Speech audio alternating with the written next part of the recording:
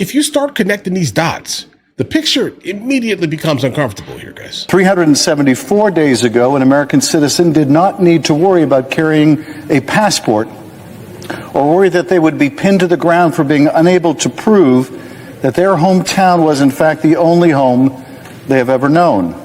Agents with just 47 days of training, sweeping through American cities, agents with barely over a month of training, just 47 days. And why 47? Because it's a nod to the vanity of the 47th president rather than allocated to the need to be instructed on how to, say, use or avoid using deadly force.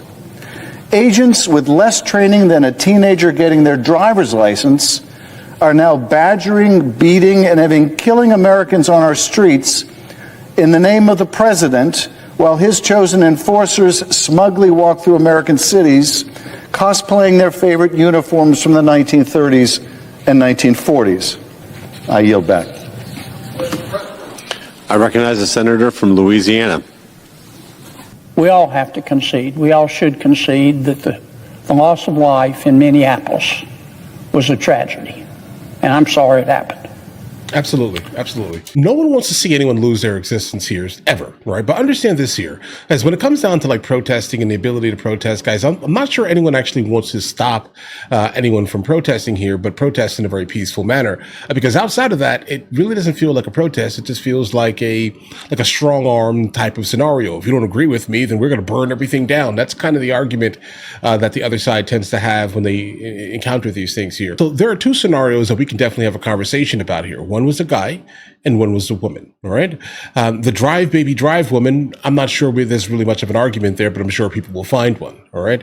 The second one, yeah, that's a little bit troubling. And I said that when it first happened here, guys. That is not going to end up well. And if you are trying to basically defend that specific scenario, it's not going to turn out well. Number two, this is the second thing that I know. You don't have to be Einstein's cousin. You don't have to be a senior at Caltech to know that illegal immigration is illegal. Duh. It's illegal. Right. And those of us who believe that no one is above the law, we all say we believe that. I believe it. No one, those of us who say that no one is above the law have to concede that people in our country illegally are not above the law either. The law applies to them as well.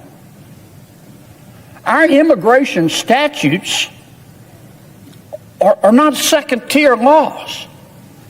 They matter just as much as the other statutes that have been passed by the elected members of Congress. And just like the other laws, the immigration laws have consequences and should have consequences if you violate them. Third and final point. You have the right to protest in America. Let me say that again. You have the right to protest in America. You do not have the right to protest violently. And in fact, violence, as you protest, undermines the morality of the thing that you're protesting over. Let me say that again. Violence, if you choose violence when you protest, that undermines the morality of the movement that you say your movement is based upon. You know who else understood that? King. Dr. King. King understood it. Gandhi understood it. Gandhi. Mandela understood it. Violently protesting, not protesting, but violently protesting undermines the morality that you say your cause is built upon. It's also dangerous. It's dangerous it's dangerous and it's stupid. It's 12 piece bucket of stupid. Because when you protest violently, when you interfere with a cop or an ICE officer, it's not going to end well. No, It's at all, not. ever. You're not going to Under win. the best of circumstances, these officers are trying to enforce federal law. And the people with respect to whom they're trying to enforce federal law are, in most cases, I'm not going to say all cases, but in most cases are criminals. Not criminals because they're here illegally, though that too is a violation of our law, but criminals because they have violated other laws, in many cases felonies. And those ICE officials, those cops are scared. They're scared. They're dealing with someone who could be armed, someone who could be dangerous. So you've got a powder keg. And when protesters choose to protest violently and harass those ICE officials and blow whistles in their ears and block their way and spit in their faces and curse them and curse their children, they're giving off sparks in a powder keg. And it's not going to end well in many cases. I'm sorry we're at this point.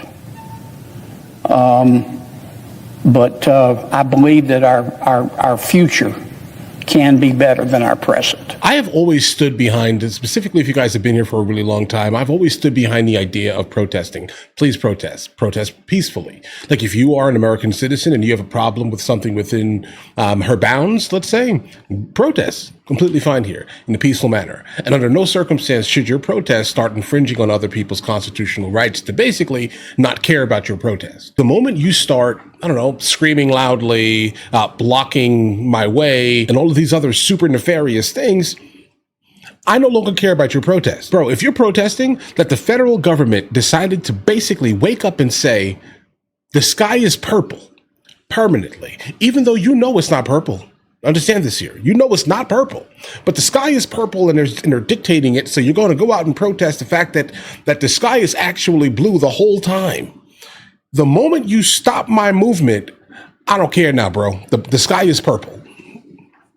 I will die on that hill. Do your thing, bro. Stand on the corner or in an alleyway out of sight. So you're also now not bothering my eyes. That's too much. But this is what I'm saying here. You cannot walk up to federal agents, federal police officers, while they're doing their jobs. They're in a hostile environment. Why do I say it's hostile? Because the people that are protesting are making it a more hostile environment than it really needs to be here. Okay? That's it here. That's it. It's more hostile. So now you have all these police officers, men with guns and trained with qualified and federal immunity here, right? What do you think is going to happen here, guys? They're going to stop the threat and end your existence. That's just what's going to happen here. Like specifically, if you start pushing hard enough, like some of them I've been doing here. Right now, guys, I'm not talking about Alex. That's a different scenario, guys. I'm not talking about Alex. R.I.P. Bro. That was wrong. But either way, the moral of the story here is: if you're going to protest. Do your thing.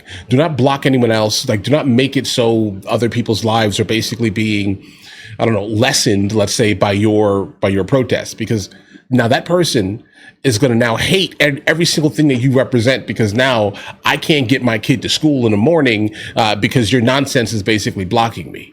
Okay, that's the reality here. People have their own lives. They want to live their own lives. They're not perpetually online like we are, right? There are other people who just live normal lives here. Adam Schiff now. It's interesting that Adam Schiff specifically is still taking this point, looking at some of his old talking points, looking at him now here, listening to how much basically of a shill he is, pretty much based off of him flip-flopping consistently, right? It's bothersome, truthfully, here. But now Senator Kennedy's response to the overall statement here is absolutely spectacular because it was rooted in logic here. You're right. You don't have to be this super genius person to know that something illegal is illegal.